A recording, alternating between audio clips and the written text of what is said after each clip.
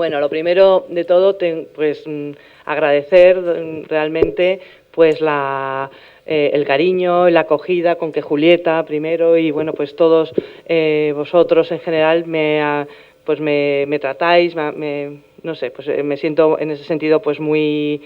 contenta realmente, aunque es verdad que es un poco cansado estos días, pero muy contenta de poder estar aquí, pues un poco sobre todo para compartir un poco, pues bueno, pues por mi parte, pues quizás desde la experiencia del sínodo y un poco pues de esta formación, pues un poco una visión quizás un poco más teórica probablemente, aunque siempre con esa vocación de que realmente pues se pueda aplicar a la práctica, y luego pues conocer también vuestra realidad y vuestra experiencia, porque me parece pues que puede ser muy interesante, ¿no? Yo creo que el punto de partida en todas estas cosas, o por lo menos y a mí también pues a nivel personal, pues realmente como decía Julieta, el hecho de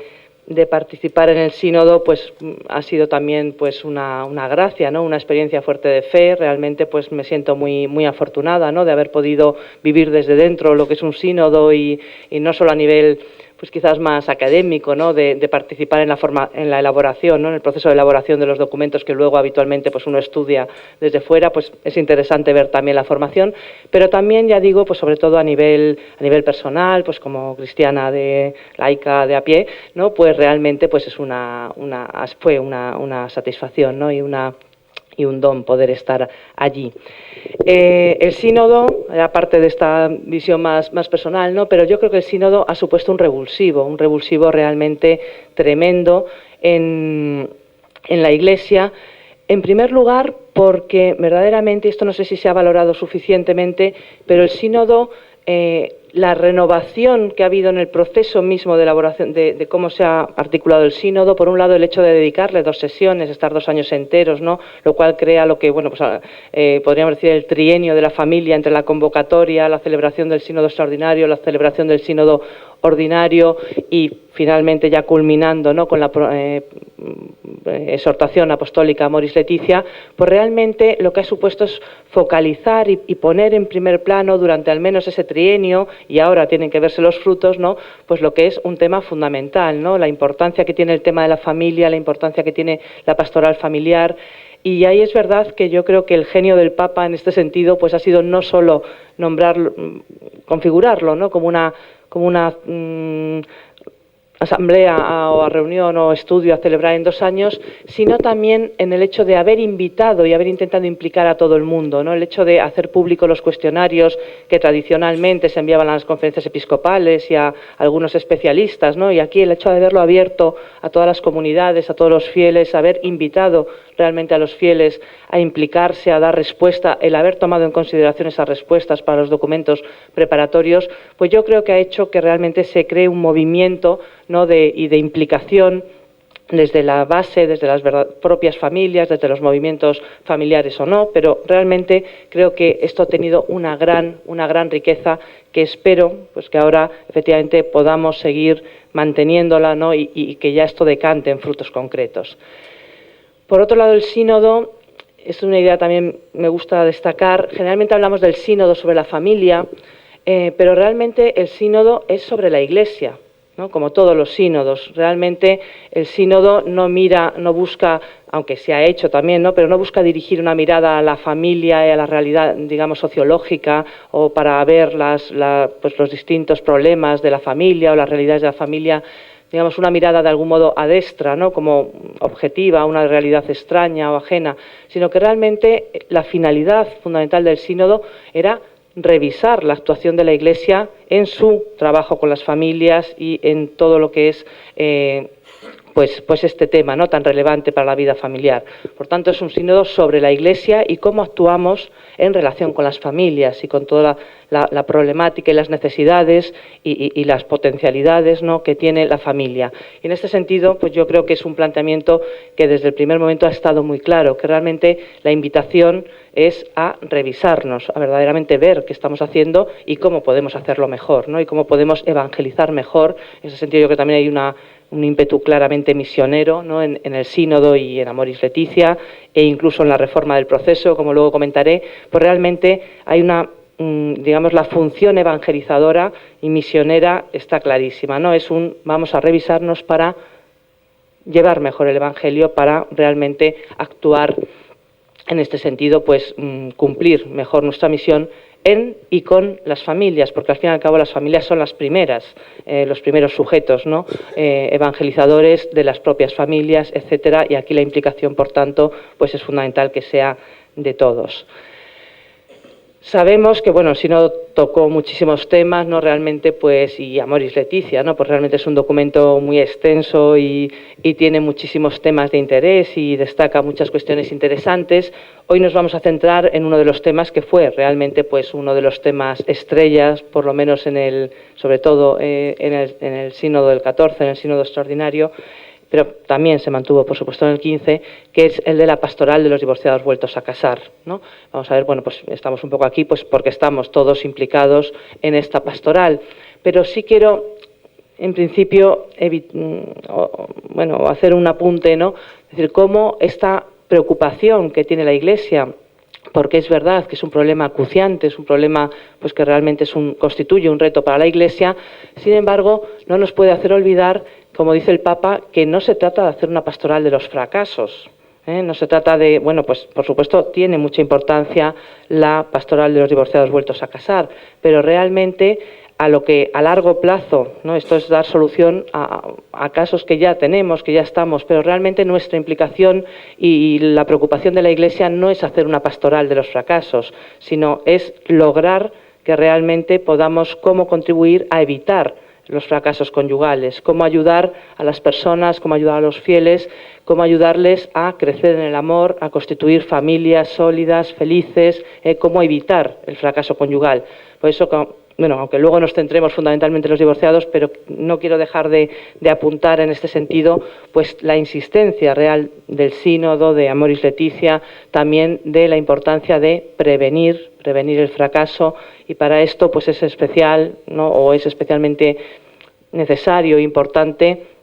también dedicar muchos esfuerzos pues a la formación de los jóvenes, a la formación a nivel humano y a nivel religioso, ¿no? Y a nivel también afectivo, ¿no? Realmente pues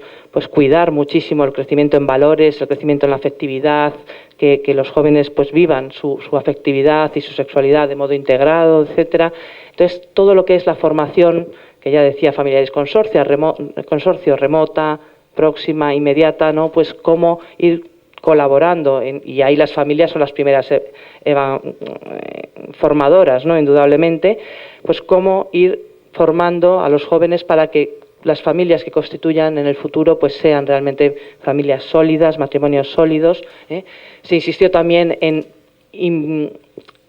de algún modo implementar este camino de formación dentro de una perspectiva vocacional, ¿no? Pues muchas veces, no conozco exactamente la realidad aquí, argentina, ¿no? Pero a veces podemos correr el riesgo de tener una pastoral de sacramentos, ¿no? Tenemos a la formación de los jóvenes pues para el bautismo, la comunión, la confirmación. Bueno, lo que habría que hacer es un camino realmente con esta mirada vocacional, no solo para el matrimonio, pero esta dimensión vocacional, insertar la preparación al matrimonio, a la familia, en esta dimensión vocacional, ¿no? Pues quizás haciendo un catecumenado pues a partir desde la juventud, etcétera, y hay todo un campo de acción también pastoral muy interesante, muy rica, en que también exige una creatividad importante, ¿no? La de la preparación al matrimonio, el acompañamiento de los novios, etcétera. Pues creo que ahí también hay un reto que no podemos olvidar, Y realmente también, y insiste muchísimo el Papa, acompañamiento por parte de otras familias, acompañamiento por parte de los agentes de pastoral, etcétera, a los matrimonios también jóvenes, los matrimonios en los primeros años, que son duros, pues los años de irse acoplando el uno al otro, e ir creando una familia, que también pues tiene su dificultad, ¿no? Y su complejidad. Pues bueno, la importancia de que realmente busquemos y seamos creativos e impliquemos también a las mismas familias, a toda la comunidad en el acompañamiento, ¿no? De estas familias jóvenes, pues ya digo, para intentar que no nos quedemos en una pastoral del fracaso, de la ruptura, sino que verdaderamente podamos realmente pues ayudar a crecer en el amor. Pero bien, si a pesar de todas estas ayudas que se puedan implementar, ¿no? Pues el acompañamiento también a los cónyuges en casos de crisis, toda la posible la riqueza, ¿no? Y la promoción quizás pues de medios de orientación también familiar, ¿no? Pues para ayudar en la solución de esas crisis, el acompañamiento que evite que la ayuda sea cuando ya, en fin, la situación se ha deteriorado tanto que es irreversible, ¿no? Sino realmente que haya un acompañamiento y una mediación, incluso que se vea con naturalidad continua para ir ayudando a solucionar esas pequeñas crisis y evitar que se haga al final una bola que ya es absolutamente imposible, ¿no? De desenredar, ¿no? Toda esta labor es fundamental, pero es verdad que a pesar de ella, y aunque la hagamos, pues bueno, habrá casos en que efectivamente, pues realmente, a pesar de todos los esfuerzos, pues realmente ocurra, ¿no? y suceda el fracaso conyugal, o habrá casos en que nos encontremos ahora, ¿no? Y realmente pues tenemos, por tanto, este problema pues verdaderamente urgente, decía el Papa Benedicto XVI, y el Papa Francisco lo ha reiterado también muchas veces, ¿no? Pues este problema urgente de cómo acercarnos, cómo acompañar, cómo integrar efectivamente a los divorciados, a las personas cuyo matrimonio pues ha fracasado, que tienen esta herida también existencial, ¿no? Pues toda ruptura conyugal, esta ruptura de un proyecto de vida en el que uno habitualmente pues uno se ha implicado mucho, ha apostado por él, es pues una quiebra, ¿no? de la vocación que uno veía cuando contrajo ese matrimonio concreto, etcétera. Entonces, cómo, y es la llamada, ¿no? Que hace muy fuertemente el Papa también, pues cómo acompañar a estas personas que, además de pasar por esta situación difícil y dolorosa siempre del fracaso, de la ruptura conyugal, pues muchas veces además pues se ven de algún modo pues alejados, o se ven como que están de algún modo pues son dejados de lado o son puestos en el foco, ¿no? Pues de que su situación eclesial quizás pues si luego han rehecho su vida o se han vuelto a casar o tienen una pareja nueva, etcétera, pues su situación en la Iglesia, pues dice el Papa, pues también pueden ser pues las nuevas, efectivamente, los nuevos pobres, las nuevas periferias existenciales, en el sentido de decir que es realmente pues es una situación quizás también de dolorosa, de alejamiento, o de sentirse, mejor dicho, más que de sentirse, ¿no? Alejados o rechazados de algún modo por la Iglesia. Esto realmente es un problema importante, ya digo, y ahí es donde el Papa invita muy fuertemente pues a esa escucha, a ese acompañamiento, ¿no? a esa acogida, a ese arte del acompañamiento de que hablaba el Papa en Evangelium Gaudium, ¿no? Que supone, pues, dice muy bellamente, ponerse de rodillas ante la intimidad del otro, ante el misterio del otro, acompañar, estar ahí, que exige un tratamiento diferenciado, probablemente en las distintas situaciones. En algunas ocasiones será, pues eso, escuchar, en otros acompañar, en otras ir ayudando a dar pasos, ¿no? Entonces, bueno, el arte del acompañamiento, el arte del discernimiento, que también efectivamente es complejo, y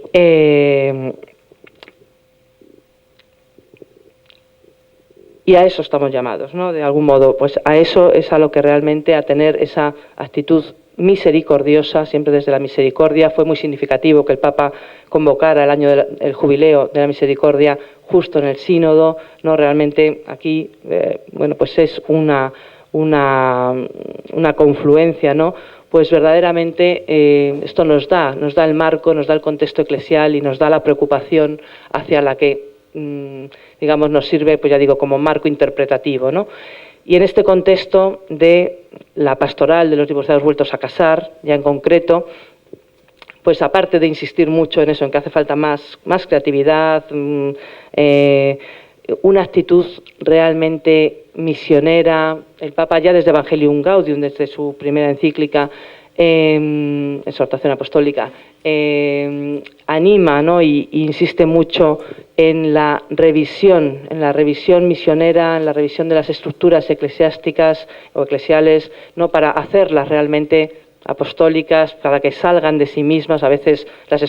estamos, ¿no?, a veces en unas estructuras como un poco estáticos y esperamos que la gente se acerque, y lo que invita el Papa es no, vamos a salir, vamos a realmente a dar este dinamismo misionero y evangelizador también a toda la estructura eclesial, ¿no?, eclesiásticas. Esto, en el caso de los divorciados vueltos a casar, se ha complementado además y es claramente, en fin, la motivación fundamental con la reforma de los procesos canónicos, ¿no?, con la reforma realmente de decir, bueno, en principio, obviamente, sabemos que esta acogida, cada caso exigirá una cosa, pero el remedio habitual, el remedio ordinario, ¿no?, que la Iglesia ofrece pues a las personas pues que han pasado por esta experiencia del fracaso y que quizás pues han vuelto o quieren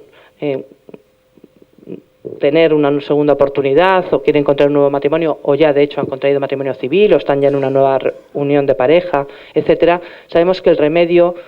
ordinario de la Iglesia es verificar si podría haber alguna causa de nulidad de su primer matrimonio. De algún modo, es verdad, por supuesto, no todo matrimonio fracasado es un matrimonio nulo, indudablemente, no todo matrimonio fracasado es un matrimonio nulo, pero por desgracia muchas veces puede serlo. A diferencia de lo que se piensa, la nulidad no es algo tan extraño, tan raro. ¿Y esto por qué? Y esto yo creo que hay que explicarlo porque a veces no se entiende bien, ¿no? Es decir, porque la Iglesia atribuye tanta importancia y tanto contenido, ¿no?, tanta densidad realmente a lo que es el matrimonio, a lo que es el pacto conyugal, a lo que es las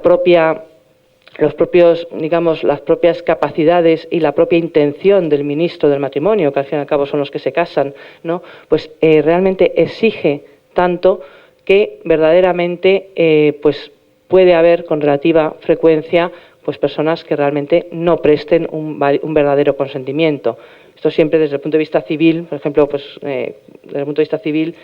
no sé aquí, pero por ejemplo en España es extrañísimo conseguir una nulidad civil. También existe la nulidad civil del matrimonio, pero es extrañísimo. Pero porque al final el matrimonio se queda como algo muy formal. Con que vayas ante el funcionario y digas que quieres casarte, se profundiza poco más. La Iglesia no. La Iglesia realmente nos tomamos muy en serio lo que es contraer matrimonio. Las exigencias de prestar el consentimiento pues son grandes desde el punto de vista de la capacidad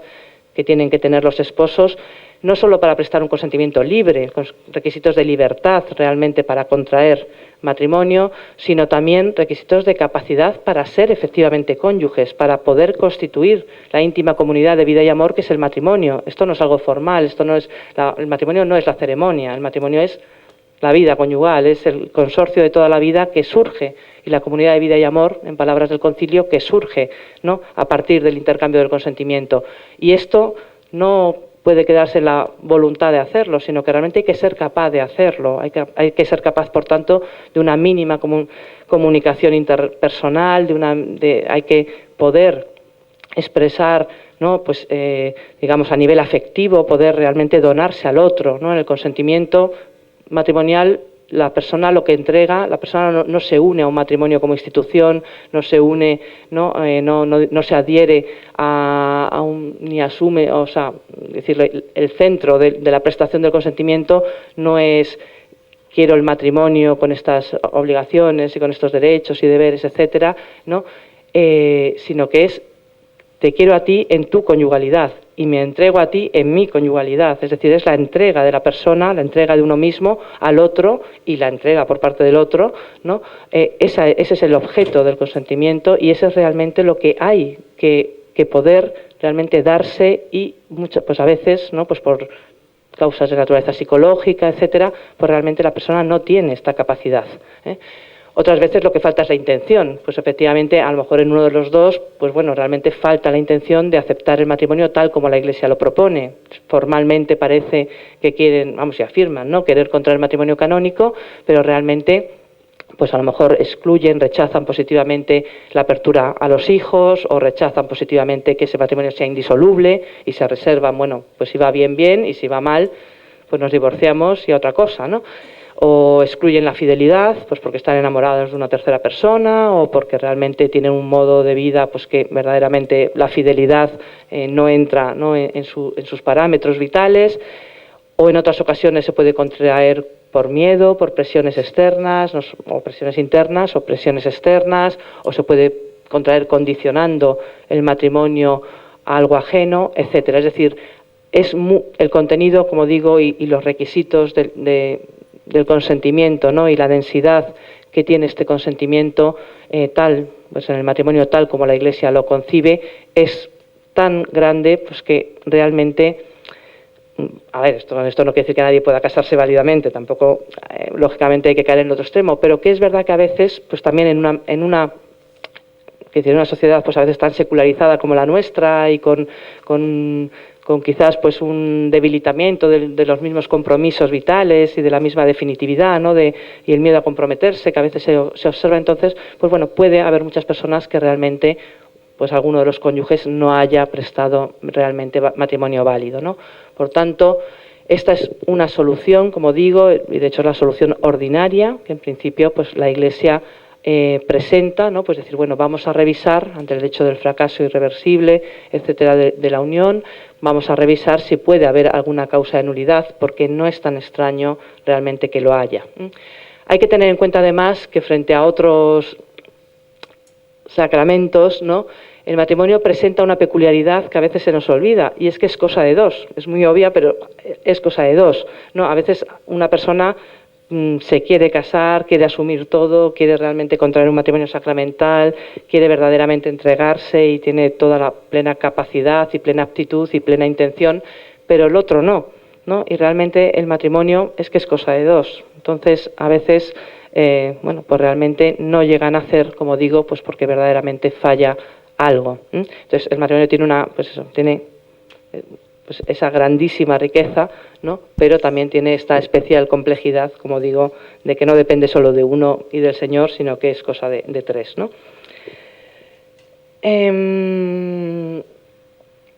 Bien, por este motivo, ¿no?, pues de algún modo en el sínodo, por lo menos en la asamblea del 14, en la asamblea extraordinaria, se trató mucho este tema, como digo, y a mí personalmente, pues también como canonista, ¿no?, pues me agradó que realmente es verdad que la insistencia pues en la creatividad, en el acompañamiento, en el discernimiento, etcétera, podía haber dado lugar quizás a interpretaciones pues más subjetivistas, ¿no?, de cómo solucionar estas cuestiones en conciencia, etcétera, y sin embargo no fue así, ¿no? Sin embargo, desde el principio había y ya desde los propios cuestionarios previos, ¿no?, había una conciencia clara y salió así efectivamente de que las declaraciones de nulidad eclesiástica seguían siendo un instrumento útil, que podían ayudar muchísimo en esta pastoral familiar.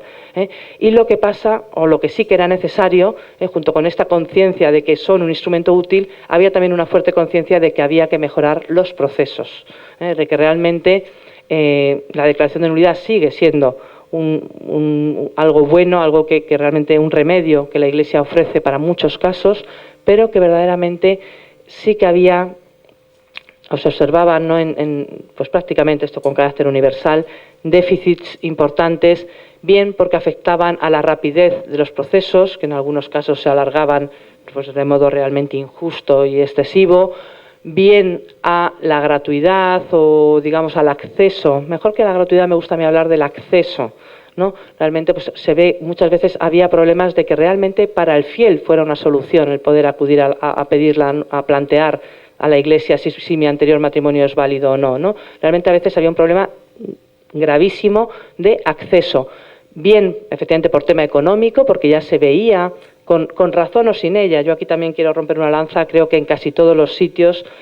siempre la Iglesia, a quien no tenía dinero, le ha proporcionado gratuitos patrocinios, generalmente no se pagaban tasas, etcétera, para las personas que no tenían medios económicos, y este creo que es un principio que ya se venía manteniendo y que obviamente se refuerza, ¿no? Que realmente nadie quede excluido de la posibilidad de revisar su caso o plantear su caso ante la Iglesia por una cuestión económica. Esto es un principio claro, evidente y que hay que mantener con toda rotundidad, ¿no? Pero la dificultad de acceso a los tribunales no se agotaba en el tema económico, sino que muchas veces era más profundo o era incluso de índole procesal, ¿no? A veces es que en muchas partes del mundo no hay tribunales a los que acceder, con lo cual realmente cómo dar solución, qué solución ofrecer a ese fiel que no puede plantear su causa porque no hay tribunal constituido, ni siquiera, en fin, en un sitio, a veces hay países enteros que no los tienen, quiere decir que ni siquiera es que ya se me pilla más lejos o más cerca, es que no lo hay, ¿no? En otros casos efectivamente sí lo hay, pero pilla muy lejano al fiel. En la anterior regulación, que es lo que ha cambiado Miti Iudex, pues por ejemplo los fueros, lo que llamamos fueros de competencia, los lugares a los que podía ir el fiel a presentar su causa, no era cualquiera, sino que son los fueros que vienen establecidos por el legislador, el sitio donde se casaron, el lugar donde vive el otro cónyuge, o ya con más requisitos, el lugar del fuero de las pruebas, etcétera. Es decir, en la anterior regulación procesal, pues es verdad que había la propia regulación de los procesos limitaba verdaderamente en ocasiones el acceso a los fieles, sobre todo ahora que hay tanta movilidad geográfica, pues a veces uno se había casado en un lugar remotísimo, su ex cónyuge o excónyuge vivía en otro sitio ajenísimo, y el fiel que tenía interés en solucionar su caso, en plantear la nulidad, se veía obligado a desplazarse a lo mejor miles de kilómetros a un contexto totalmente ajeno, ¿no? Incluso idiomático, del tipo que sea, para solucionar su caso, con el agravante de que muchas veces la otra parte ni siquiera intervenía en el proceso, con lo cual realmente dices, pues estamos dificultando tremendamente al fiel que tiene interés poder acceder al caso, ¿no? Esto claramente a nivel procesal era algo que se veía con muchísima claridad. Por eso digo que la dificultad de acceso no es solo por el tema económico, había más problemas de fondo, ¿no? Y ya digo, esta necesidad de agilizar los procesos y de hacerlos de verdad accesibles a los fieles fue una constante del sínodo. Realmente pues se acentuó mucho esta necesidad de verdaderamente mejorarlos. Y fruto de esta invitación o de esta preocupación que había planteado en la Asamblea del 14 y de la anticipación, también hay que decirlo, del Papa Francisco, que ya antes del inicio del sínodo había creado una comisión, ¿no?, para reformar los procesos, pues realmente antes del inicio de la asamblea ordinaria, o sea, en septiembre, se hizo pública en septiembre del 2015, pues como sabemos el Papa reformó en profundidad, realmente en profundidad, los procesos de nulidad para lograr no solo estas dos necesidades que había señalado el sínodo, la agilización de los procesos y la accesibilidad y realmente posibilidad de que todos los fieles que tengan interés puedan plantear las causas, sino que más hondamente realmente el Papa, como decía al principio, lo que hace en la reforma de los procesos es realmente ir a la raíz. Realmente lo que invita, y en el proemio, en la introducción, ¿no?, del motu propio por el que reforma los procesos, de Miti Iudex, toda la introducción es como una fundamentación de por qué esta reforma, y es insistir en la conversión misionera, como decía antes, de las estructuras eclesiásticas. Realmente en insistir en la pastoralidad, en realmente el sentido pastoral que tiene el tribunal y que tienen los procesos de nulidad, que no son un fin en sí mismo, sino que sirven en tanto en cuanto sirven a los fieles y realmente contribuyen, ¿no?, a esta función, a esta finalidad pastoral, ¿no?, de realmente dar una solución al fiel, ¿no?, al fiel en su caso concreto, y llama, por tanto, a una revisión muy profunda del modo de actuar. Lógicamente la ley marca los presupuestos procesales, cambia, pero más allá de las reformas concretas, técnicas, digamos, procesales, realmente lo lo que hay fundamentalmente de fondo es un cambio de mirada, un cambio de comprensión, que es verdad que en el ámbito canónico ya estaba antes. Los canonistas siempre hemos afirmado el sentido pastoral de los procesos, siempre nos hemos preocupado, no pues por insistir en esto de la pastoral judicial, pero bueno, realmente pues es verdad que había muchas cosas que mejorar y sigue habiendo todavía muchas cosas que mejorar en la actuación y en la actividad de los tribunales eclesiásticos y de la propia organización, en las diócesis. Hay que tener en cuenta en este sentido, en primer lugar, o digamos dentro de esta llamada a la conversión misionera de las estructuras eclesiales, una primera consideración que se ve claramente necesaria. Probablemente aquí veo pues que hay más, que sí que se logra esta interconexión, pero en muchas diócesis, precisamente por esta concepción, ¿no? Pues como un poco del tribunal como algo un poco ajeno al sentido eclesial, a veces se tenía esa impresión, ¿no? De que el tribunal pues es algo, bueno, pues como una adherencia casi secular y tal, pero que no es, que realmente la pastoral es otra cosa, etcétera. Pues en muchas diócesis se planteaba digamos, como una separación absoluta entre todo lo que es la pastoral familiar, todo lo que son las estructuras pastorales y el tribunal, ¿no? La curia de justicia quedaba ahí como algo pues un poco al margen de todo, ¿no? No había interrelación. Esto, insisto, pues en muchas diócesis se da, pues a la hora de la pastoral prematrimonial, por ejemplo, pues no se tiene en cuenta tampoco la experiencia de lo que luego vemos, los casos reales que estamos viendo en los tribunales. Pues hombre, yo creo que pueden tener en fin, pueden aportar realmente y pueden ayudar también a hacer esa preparación matrimonial, ¿no? Como digo, hay una llamada a que vayamos juntos, a que haya una mayor interrelación, ¿no? Entre pues eso, los organismos de pastoral estrictamente dichos y el tribunal, porque al fin y al cabo el tribunal, como digo, tiene ese sentido estrictamente pastoral y que no es contrario con su dimensión jurídica, sino que realmente tiene, o sea, el tribunal al fin y al cabo no es más, por así decirlo, que los brazos del obispo, ¿no? Igual que está el brazo pastoral, el obispo es el juez nato en la diócesis y cuando actúa como juez, pues actúa habitualmente a través de su tribunal, y en ese sentido, pues el tribunal lo que tiene que hacer, igual que el obispo, es acoger a las personas, es el brazo con que se acoge a los fieles que vienen a plantear la causa y en las cuales, por medio, eso sí, de personas pues preparadas, por medio de personas que conocen en profundidad el derecho matrimonial y procesal, ¿no? Pero realmente pueden dar esa respuesta, esta respuesta autoritativa en manos autorizada en manos digamos de la Iglesia Madre, no decir sí, pues efectivamente vemos tu caso, estudiamos tu caso, efectivamente pues tu matrimonio ha sido nulo o no, pero da esa respuesta autorizada, Por eso digo que el tribunal pues es ese brazo con el que la Iglesia al final, o el obispo, pues acoge a todos estos fieles que van a llevarle su causa, van a plantear su causa y esperan una respuesta en verdad, en justicia, pero que esto no se opone a la misericordia, sino que realmente pues es ver si verdaderamente pues en este matrimonio que se celebró pues realmente había alguna causa de nulidad o no, y ver si la persona pues realmente tiene, por tanto, pues ese matrimonio previo, ese vínculo previo o no. En este sentido, ya digo, es fundamental integrar el tribunal dentro de los organismos pastorales y tener esa conciencia de que el tribunal es otro organismo pastoral de la diócesis, y bueno, pues con una función específica, pero es otro organismo pastoral, y acentuar también en la práctica, y ahí es donde tiene que entrar esa revisión. No sé cuántos de ustedes trabajan en tribunales eclesiásticos, ¿no? Pero los que trabajamos en tribunales eclesiásticos somos muy conscientes de la importancia de la misión, pero también de todas las cosas que nos quedan por mejorar, ¿no? Cuando uno está dentro ve claramente, porque verdaderamente hay realmente esta es una llamada, digamos, o es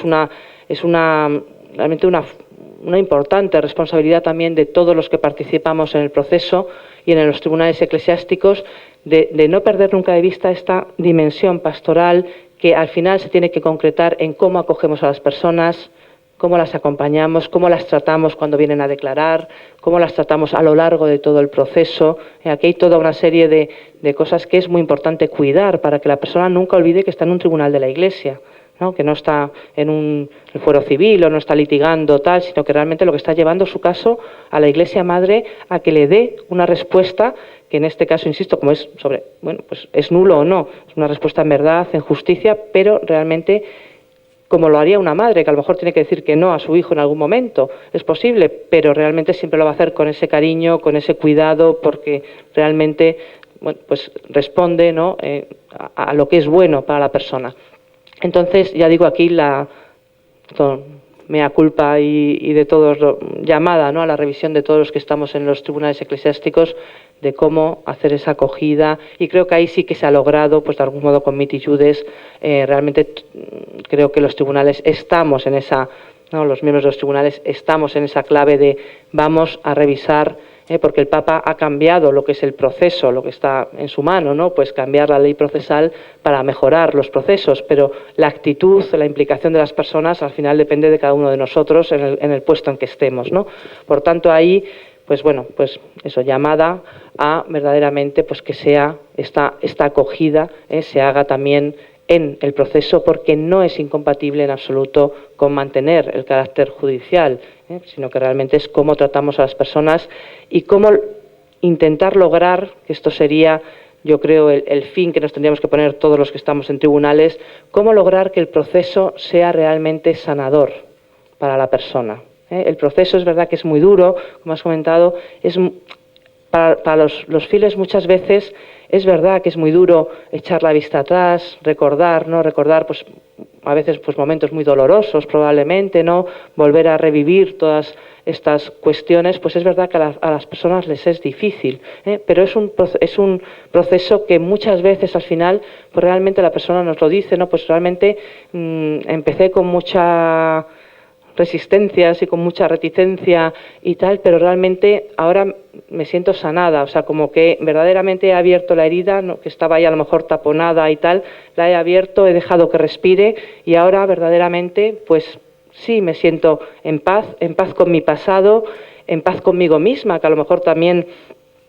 bueno, pues efectivamente pues no fui en aquel momento madura o no tomé una decisión adecuada o no fui tal, bien, pues lo que sea, en paz con uno mismo y a ser posible, pues habrá que intentar que también en paz con el otro, cónyuge, ¿no? Y con bueno, pues realmente conseguir perdonar y ser perdonados, ¿no? Creo que el proceso también podría ayudar a esto, sin perder nunca, como digo, bueno, sin perder de vista la misión del proceso, pero creo que puede realmente, y así lo vemos, ya digo, en casos, lo hemos constatado, que verdaderamente puede contribuir a esta cuestión. Aunque esto fundamentalmente que estoy diciendo afecta a los miembros de los tribunales, pero ya, ahora comentaré un poco más, pero ya en este ayudar a toda esa preparación previa, en ayudar a animar a la persona a empezar a mirar hacia su pasado, a empezar bueno, pues a plantearse, ¿no?, el hecho mismo de acercarse a la nulidad, como lleva una dificultad importante, pues creo que ahí todos los agentes de pastoral sí que pueden realmente ser una grandísima ayuda. Es muy significativo, por ejemplo, que en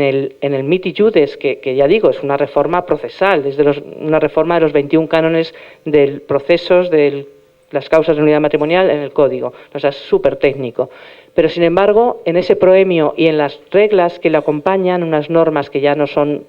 cánones, pero son también jurídicas, en ese sentido, la llamada es a recordar la responsabilidad del obispo, que comparte con los párrocos, de salir al encuentro, y eso está en la norma incluso, de salir al encuentro de todos estos fieles divorciados, vueltos a casar, que se puedan sentir alejados o rechazados de la Iglesia por su situación personal, pues es una seria obligación del obispo y de los párrocos el salir, el ir al encuentro, no esperar a que el fiel, que ya es mucho, no esperar a que el fiel venga a plantearnos su causa, sino salir, proponer, invitar, ¿no? Bueno, pues esto es una responsabilidad importante, que es lo que se está intentando lograr, ¿no? Y a través, pues de esas, por eso es tan importante la unidad con las instituciones estrictamente pastorales, de pastoral familiar, etcétera, ¿no? Y toda esta importancia realmente novedosa que el motu propio Mitis Judes ha dado a la preparación del proceso. Esto, pues realmente, y esta invitación a que en esa preparación tienen que implicarse todos los organismos eclesiales, en plan capilar, si queremos, pues desde las parroquias, los movimientos, todas las realidades eclesiales, pues realmente están llamadas a ayudar e invitar a otras personas que sepamos que están pues con este problema, que están en esa situación, invitarles, ¿no? Es decir, bueno, pues vamos a intentar a iniciar este camino, ¿no? Y eso, pues digo, no nos afecta solo a los miembros de los tribunales, sino que es muchísimo más amplia y conviene ir un poco, bueno, pues en común, ¿no? Mirando todos al mismo objetivo. Sí quiero hacer una puntualización. Este carácter intrínsecamente pastoral que tiene el tribunal, como digo, no va en ningún caso en detrimento, o no se debe interpretar, porque a veces se interpreta mal la pastoralidad, no va en detrimento en absoluto del carácter judicial, también del carácter judicial del proceso. Hay que tener en cuenta, de hecho se planteó en el sínodo, de bueno, pues podemos cambiar el carácter del proceso, podemos tal, y sin embargo no, y el Papa lo ha mantenido el carácter judicial del proceso con toda exigencia, ha mantenido también que en el fondo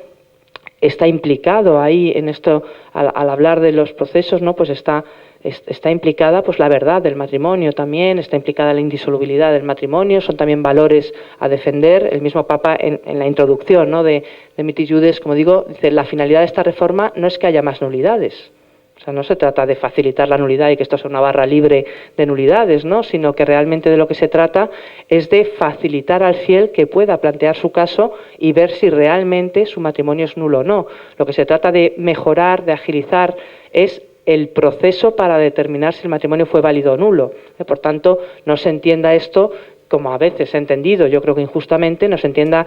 esta reforma procesal es un coladero y la idea es que todo se declare la nulidad de todos los matrimonios fracasados. Por supuesto que no, ¿no? O sea, el Papa insiste reiteradamente en la indisolubilidad, por eso sigue siendo exigente o necesario pues que intervenga un defensor del vínculo para que realmente no haya dudas, aunque los esposos pueden estar legítimamente de acuerdo al plantear su nulidad, pero siempre tiene que haber alguien que defienda que el matrimonio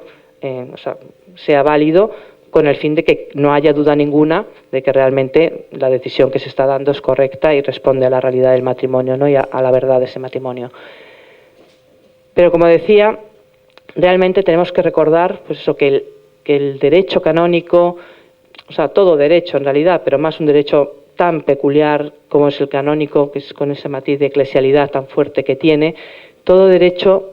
o el derecho canónico en concreto, no se opone, como a veces se piensa, no se opone a misericordia, no se opone a pastoralidad, no se opone a cuidado de la persona. El derecho canónico se opone a arbitrariedad, a inseguridad jurídica y a injusticia. En la misma Biblia, pues ya sabes todas las referencias a la justicia y el derecho. Hay que entenderlo bien, no en plan legalista, no en plan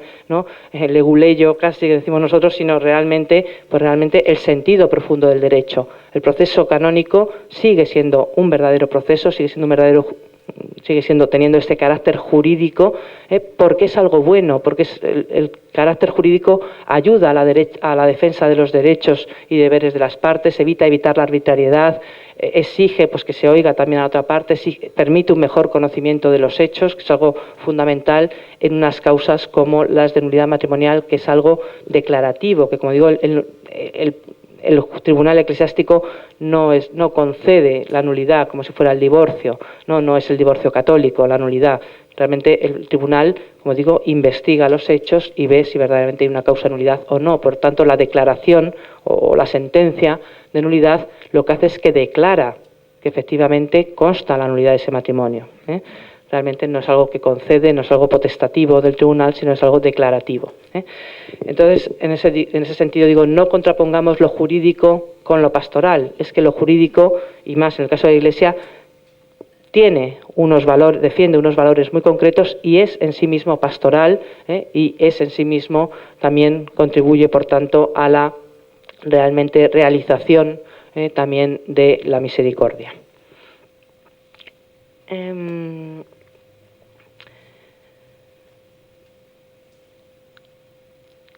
Como decía, bien, la reforma, creo, si alguno tiene interés o tiene más dudas, pues podemos explicar las reformas, en qué han consistido fundamentalmente las reformas o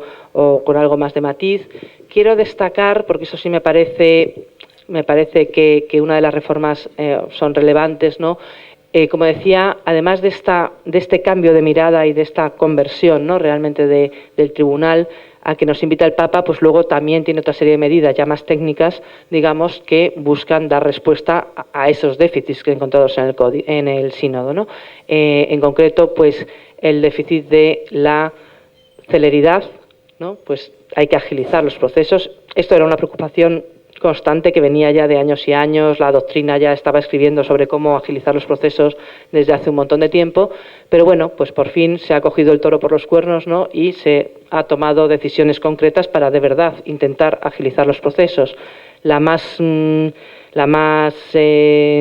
conocida, ¿no?, aparte de otras menores que se han ido implementando, pero bueno, como sabemos, la más conocida ha sido, o la más importante, digamos, la más relevante, ha sido la supresión de la anterior exigencia de que haya 2 sentencias conformes para declarar la nulidad del matrimonio. Tampoco desde siempre, desde mediados del siglo XVIII, Benedicto XIV impuso la necesidad de que toda sentencia que declarara la nulidad de un matrimonio tenía que ser revisada por el Tribunal Superior, y hasta que, por seguridad, ¿no?, por garantizar la objetividad y la verdad de la resolución, ¿no?, que declarara la nulidad. Bien, era una garantía, indudablemente, pero de algún modo presumía o partía de que se estaba equivocando el tribunal, o sea, partía de una desconfianza que por otro lado es llamativa hacia las sentencias dictadas por los propios tribunales de la Iglesia, ¿no? Realmente es algo llamativo exigir 2 sentencias, o sea, que toda sentencia afirmativa sea revisada por un tribunal superior, es algo que en derecho pues realmente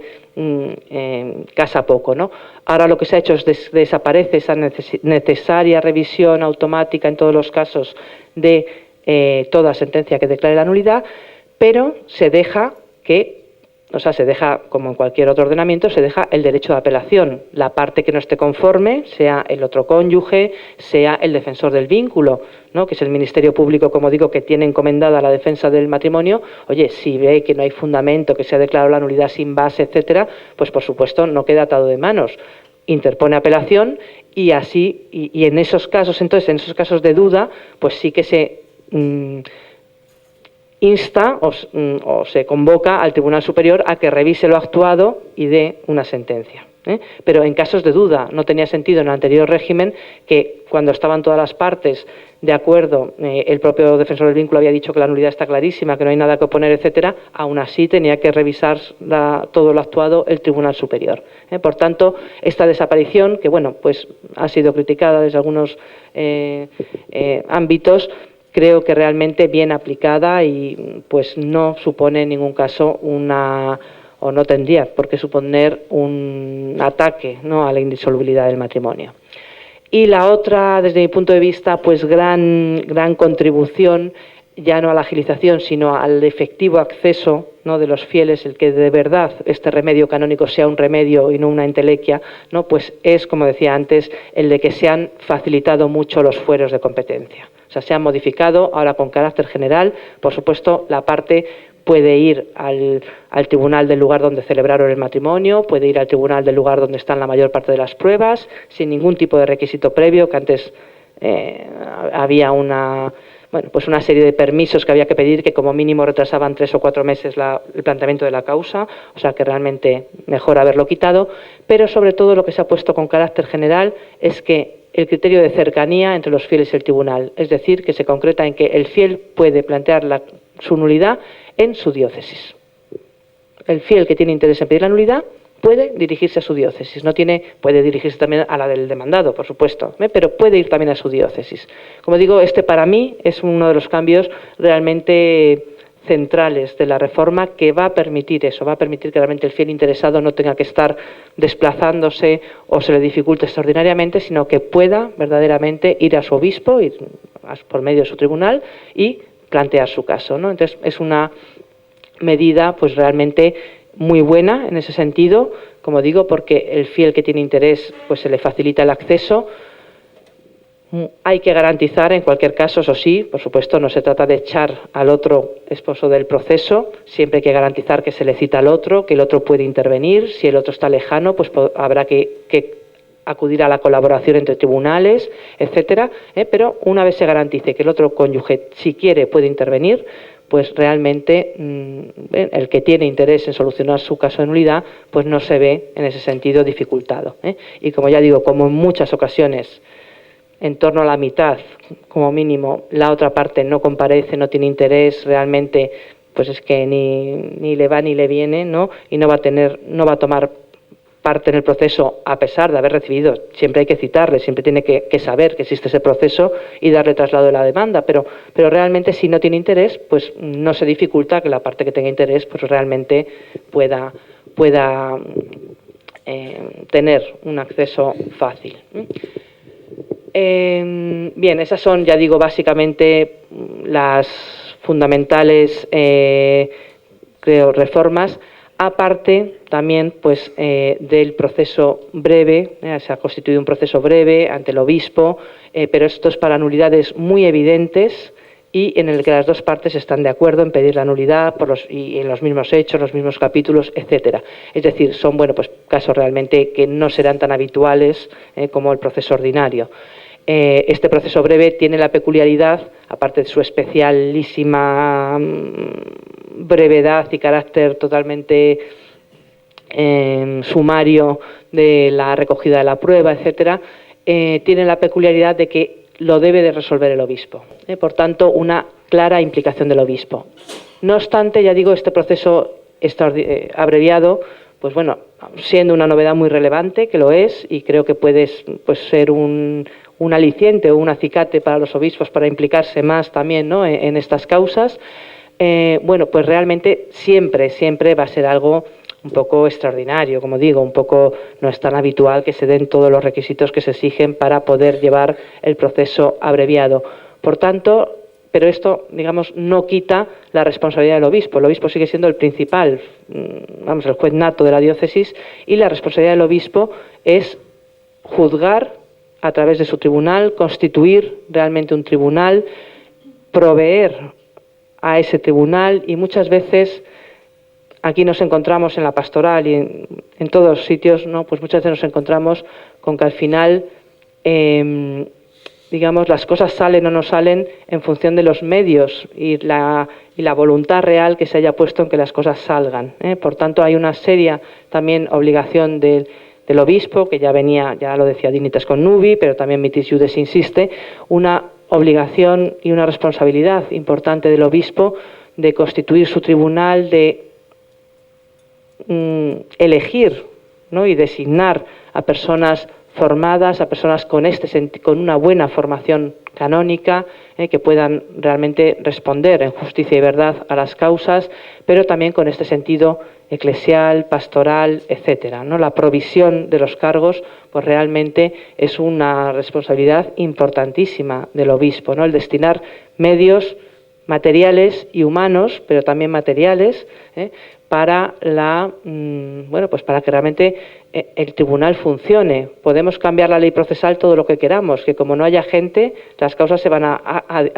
alargar en el tiempo por imposibilidad. Una realidad que tenemos prácticamente en todos los tribunales de la Iglesia es el pluriempleo. Generalmente todos los que participamos en tribunales eclesiásticos, jueces, defensores del vínculo, etcétera, los sacerdotes sobre todo pues tienen 20.000 responsabilidades pastorales. Además, está bien que las tengan, pero quizás no tantas. Tienen que saber que la dedicación al tribunal no es estar entre papeles, es estar resolviendo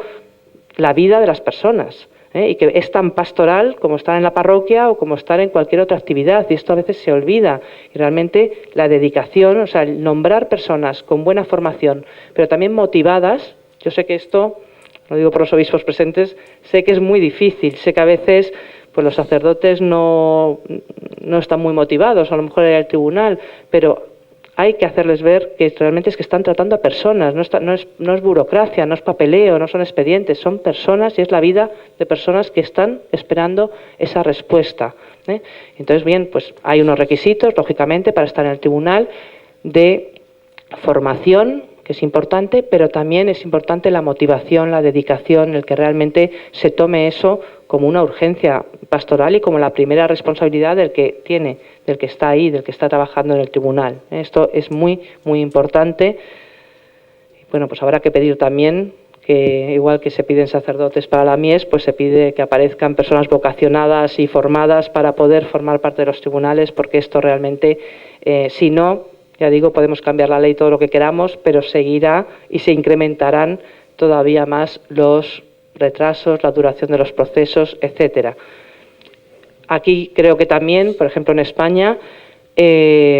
como dato, pues puedo decir que en el año, o sea, al año de entrar en vigor la reforma del proceso,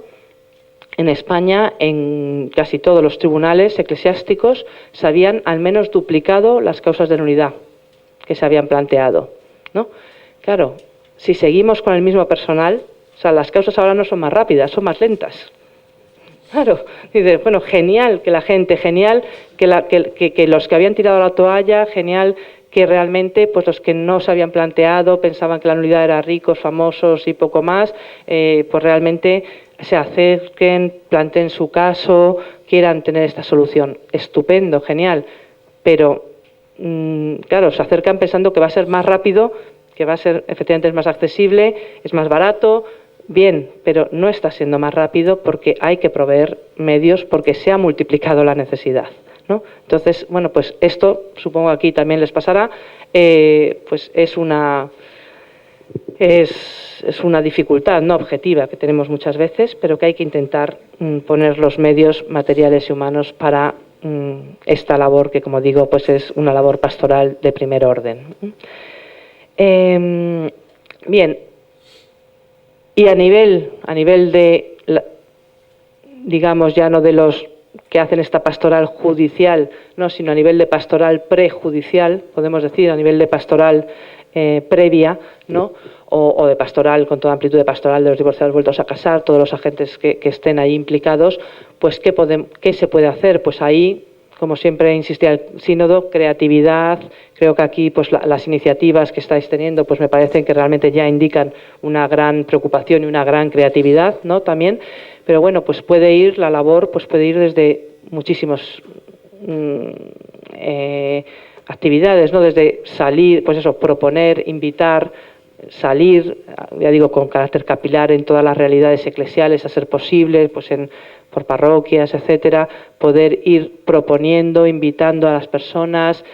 haciéndoles ver esto, invitándoles a que no es tan difícil, que no piensen que es tan extraño la nulidad, que no les van a tratar mal, que realmente pues se trata de acoger, de acompañar su caso, motivar en el fondo a la persona a que dé el paso de llevar su caso, pues su historia, ¿no? Ante la Iglesia, que siempre es madre también, pues llevarle, motivarle a que lo haga. A veces la labor, pues eso, pastoral, pues empezar a quitar esos miedos. Otras veces, pues ya será una preparación un poco más específica o más técnica, de cuando ya la persona se anima a, bueno, pues sí, voy a plantear la nulidad, pues poder ir haciendo ese asesoramiento previo, pues realmente, pues vamos a ver pues si hay causa de nulidad. Esto muchas veces requiere algo tan sencillo de decir y tan a veces para las personas difícil de hacer, como hacer una historia de su vida y de su vida de noviazgo, de matrimonio. Pues bueno, esto se puede animar a la persona, bueno, pues ve escribiendo, si quieres, ve escribiendo un poco tu historia para ver qué datos hay de si puede haber causa de nulidad o no, o si a la persona le cuesta escribir, pues bueno, pues vamos a ir ayudándote a que vayas recordando, vamos a ayudar a ir recogiendo esos datos, etcétera. Toda la preparación de la causa, pues es verdad que en el sentido técnico requiere una formación específica, conviene que lo hagan o abogados o personas que realmente puedan claramente orientar certeramente sobre si hay causa de nulidad o no. Siempre esa valoración de los hechos históricos de los hechos de la persona para ver si ahí se deduce una causa de nulidad o no, pues lógicamente exige un conocimiento canónico de cuáles son las causas de nulidad más en profundidad de lo que yo he dicho, que es muy por encima, pues de lo que realmente qué exigen, qué requisitos exigen las causas de los motivos, o sea, por qué puede ser nulo ese matrimonio, pues qué motivos o qué requisitos exigen cada uno de esas causas. Pero también conviene tener en cuenta qué medios de prueba hay para probar esto. Entonces, bueno, pues ya digo, hay por un lado un asesoramiento un poco más técnico, que ya es para la preparación inmediata o la presentación de la demanda, en su caso, pero puede haber todo un acompañamiento pues pastoral, previo, pues ya digo, desde ir animando a la persona a revisar su vida, a escribirla, ir animándole y acompañándole en este proceso. Esto no, bueno, el abogado tiene una labor muy importante que hacer y en el tribunal también hay una labor importante que hacer, pero muchas veces pues puede ser bueno que el párroco o los agentes de pastoral estén acompañando a la persona a lo largo de todo el proceso y podemos ir formando a las personas en hacer ese acompañamiento. Entonces, bueno, pues aquí quiero decir que creatividad realmente pues es realmente el campo, digamos, es grande. Hay otro tema, por ejemplo, hay otro reto que yo creo que este sí es un reto, porque realmente hasta ahora no se ha hecho habitualmente, o yo no conozco que se haya hecho en casi ningún sitio. Ahora está empezando a haber un poco más sensibilidad y en algunas diócesis pues sí se están viendo el tema, por ejemplo, de acompañar al fiel también, pues no solo a lo largo del proceso, sino también cuando recibe la sentencia. Esto es algo importante también, pues la sentencia lógicamente tiene que ser notificada en forma, porque hay una serie de requisitos para poder ser apelada, ¿no?, etcétera, pero la apelación en forma no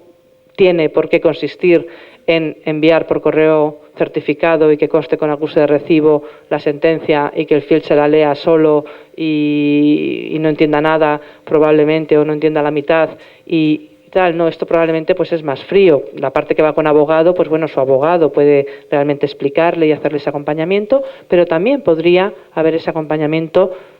pastoral, o incluso podría intentar motivarse o intentar que